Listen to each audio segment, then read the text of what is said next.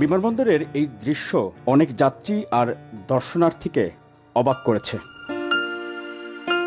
বিশ্বে এমন নারীর উদাহরণ হয়তো খুব কমই আছে যার শ্বশুর রাষ্ট্রপতি আর শাশুড়ি প্রধানমন্ত্রী, স্বামী দেশের সবচেয়ে বড় এবং জনপ্রিয় রাজনৈতিক দলের শীর্ষ নেতা, আর তিনি নিজেও নামকরা চিকিৎসক।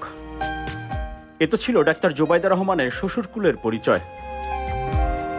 ডাক্তার জোবাইদা রহমানের বাবা ছিলেন নৌবাহিনী প্রধান, সাবেক মন্ত্রীও তিনি। আর জোবাইদা রহমানের আপন চাচা মহান স্বাধীনতা যুদ্ধে সশস্ত্র বাহিনী সর্বাধিনায়ক জেনারেল এমএজি ওসমানী। আর তার চাচাতো বোন আইরিন খান ছিলেন আন্তর্জাতিক মানবাধিকার সংস্থা অ্যামনেস্টি ইন্টারন্যাশনালের ৭ম মহাসচিব। ডাক্তার জোবাইদা রহমানকে বিমানবন্দরে দেখে অনেকের কৌতূহল যেমনি ছিল, একই সাথে অবাক হয়েছেন বিমানবন্দরে বিভিন্ন সংস্থার কর্মকর্তা ও আইন শৃঙ্খলা রক্ষাকারী বাহিনীর সদস্যরা।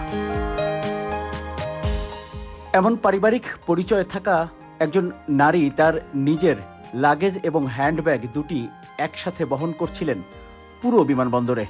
সাথে থাকা কর্মকর্তা আর বিমানবন্দরের নিরাপত্তার দায়িত্বে থাকা কেউ কেউ সেই ব্যাগ আর লাগেজ বহন করতে চাইলেও ডাক্তার জোবাইদা রহমান দেননি।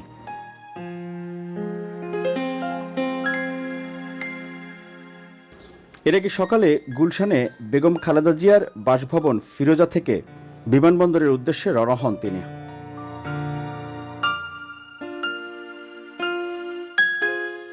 সাথে ছিলেন সিএসএফ সদস্য সহ বেগম খালেদা জিয়ার ব্যক্তিগত কর্মকর্তারাও, ছিলেন কয়েকজন আত্মীয় স্বজন।